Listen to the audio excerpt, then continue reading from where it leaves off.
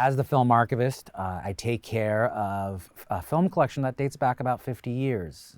Francis has a long career, starting back with his first film that he directed, Dementia 13. And we have been going through his collection of films each year, now bringing it up to the best possible presentation that I think he's been very excited about, because this is the first time really that people get to really see what the film looks like in the very best conditions. I never noticed colors and clouds and stuff till you kept reminding me about them. It's kind of like they were never there before. Yeah. I don't think I could ever tell Steve or Two-Bit, or even Derry about the clouds and sunset. Just you and Soda Pop. The Outsiders was well known here in the United States, with S.E. Hinton's novel being taught in every grade school or junior high. I read it when I was in 6th grade and loved it, and that's how I first got introduced to The Outsiders. And then we watched Francis's film right after we finished the novel. That was our big prize as students, and I remember that very well. And that was, I think, mostly how American children got introduced to The Outsiders and the film. I liked it. I saw it as a kid, and it was great to revisit it all these years later, and thoroughly enjoyed the movie and getting to work on it. I had not seen the complete novel cut, and I thoroughly enjoyed his new take on it. And the complete novel never really got its good introduction. It sort of, in 2005, with music rights issues and other issues that we had in distribution, it's kind of coming out for the very first time. And I think people will be surprised that it is a different film. It is the complete novel. Hey, listen, kiddo. Terry yells at you like that. You don't mean nothing. It's just that you got hit with a lot of responsibilities after Mom and Dad died. He ain't used to. He loves you a lot. Sure. For American Zoetrope, reissues are important. Francis likes to revisit his films. He's one of the few directors that own his own films, and with that, he's afforded the ability to go back and tinker, to experiment with the storytelling. Same with The Outsiders. Outsiders is also one of those films where in 1982, 83, people were very familiar with S.E. Hinton's novel. And he offered a version that was condensed.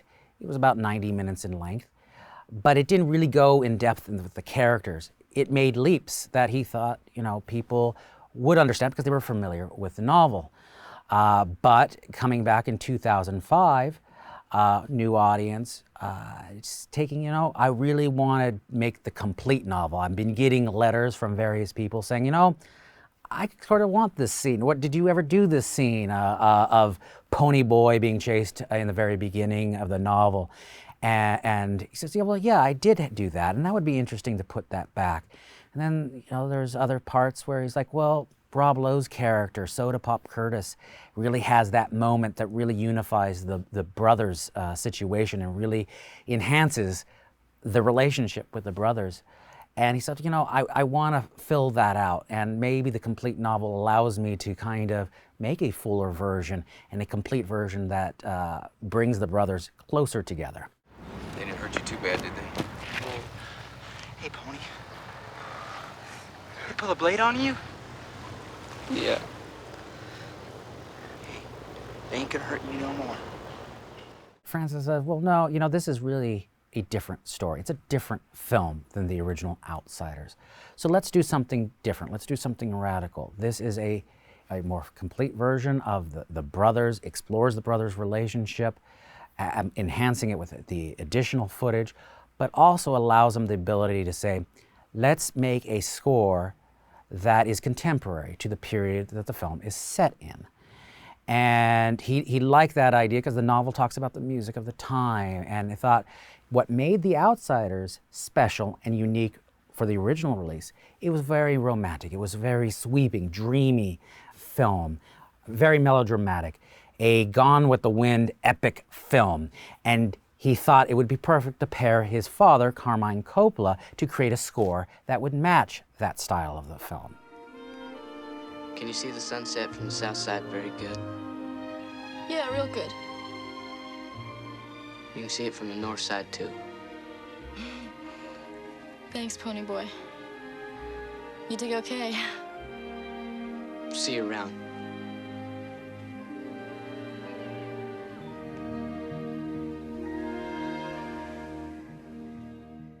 However, coming back in 2005, he thought, okay, I'm adding in new scenes, the music is going to be an issue.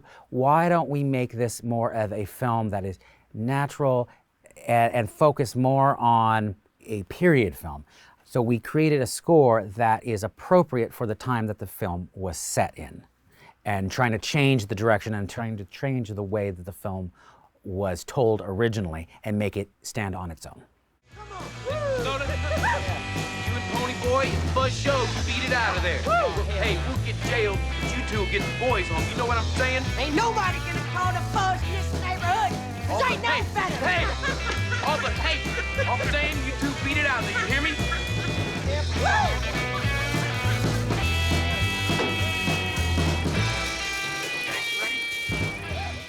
The importance of restoration is, for me and Francis, the ability to take a film that has been seen and loved over the last how many years it's been out in circulation. And time is really not a good caretaker of some of these films. Sometimes through the process of scanning or telecine, or the process of putting it on that day's technology, ages it, it dates it, it makes the film look old or vintage, and it doesn't look like it originally did in the original presentation of when it was shown in the theaters. So my job is to make sure that the film does retain the look, the feel, the texture that made the film special in its original release is still there. And each time, every year, through the last 40 years, especially on Outsiders, there's such a huge technology shift.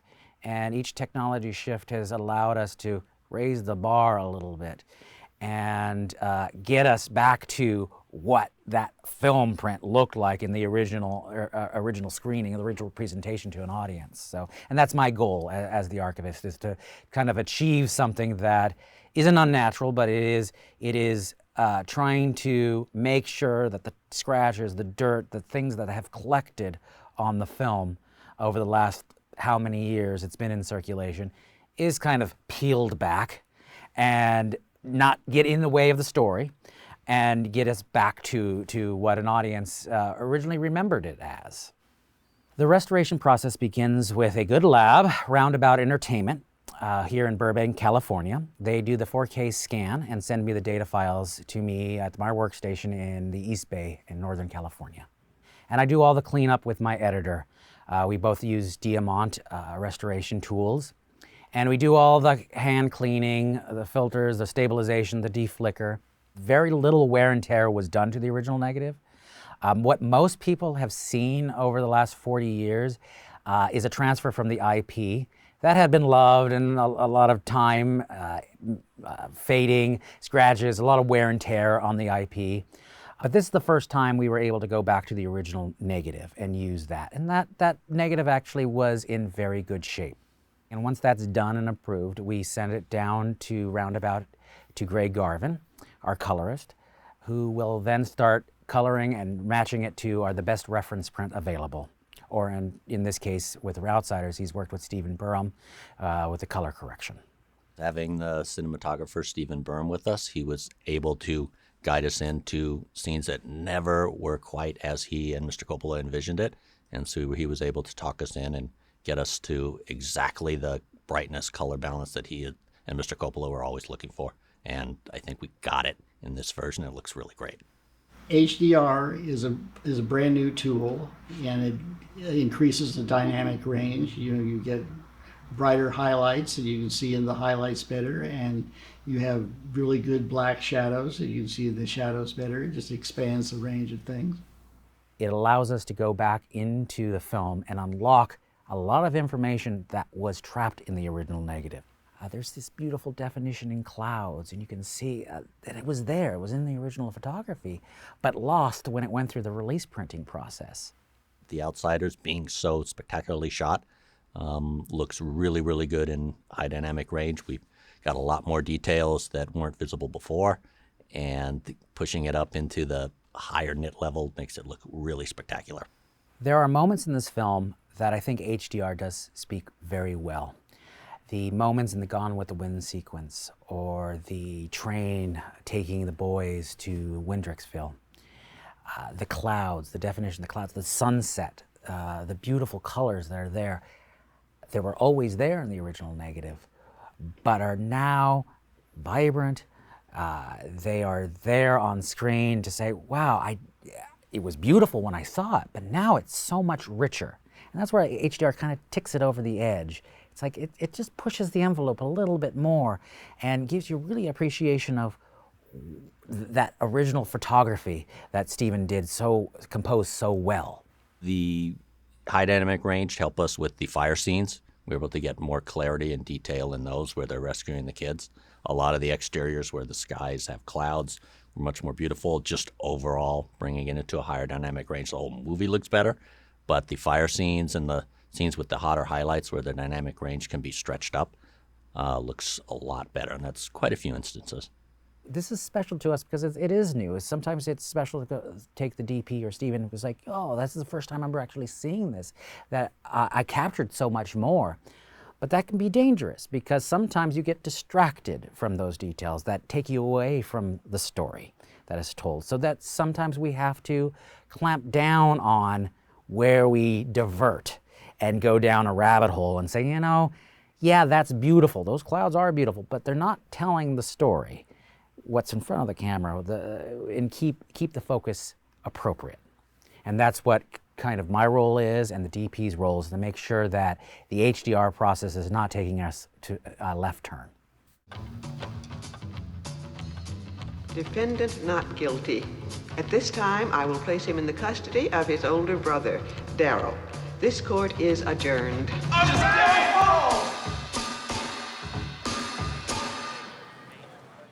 Some of the challenges with The Outsiders are with the opticals.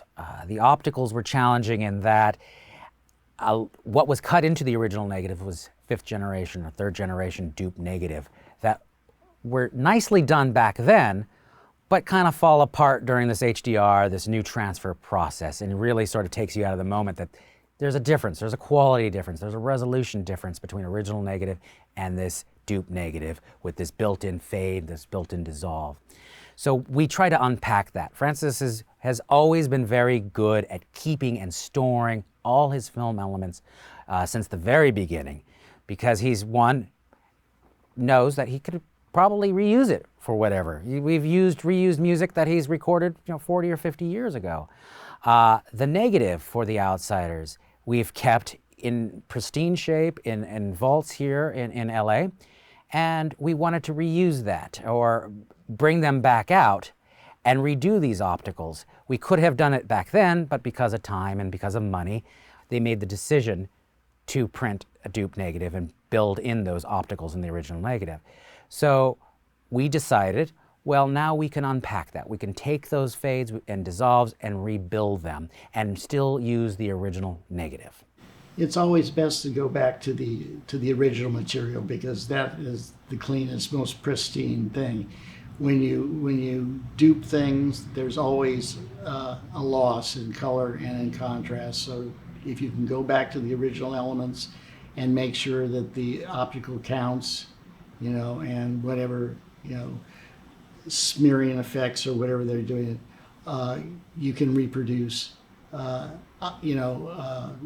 on a digital format. It's the best way to do it.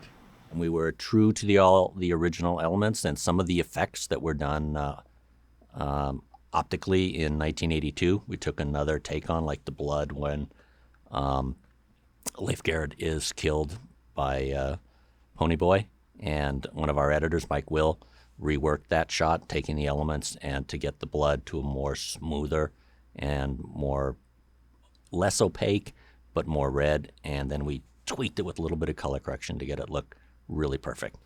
There's one particular scene in The Outsiders where Pony Boy falls asleep and has a dream, and he kind of introduces the audience what happened to his parents.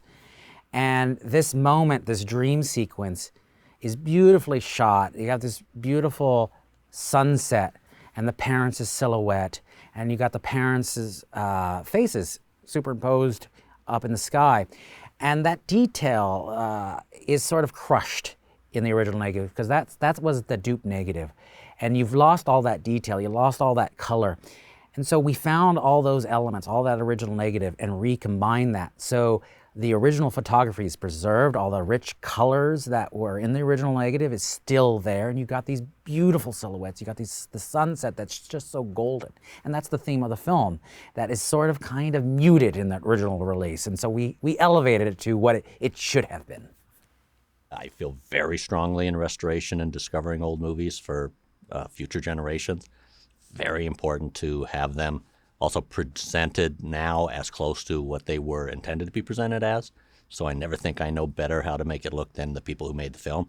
So it's always great to have, like for The Outsiders, we were lucky enough to have the cinematographer, Mr. Stephen Burham, and for him to tell us how the movie should look and what he wanted to do, what he could do and what he couldn't do at the time and what he wanted to do now was invaluable and a really, really great asset for us to get the movie restored correctly.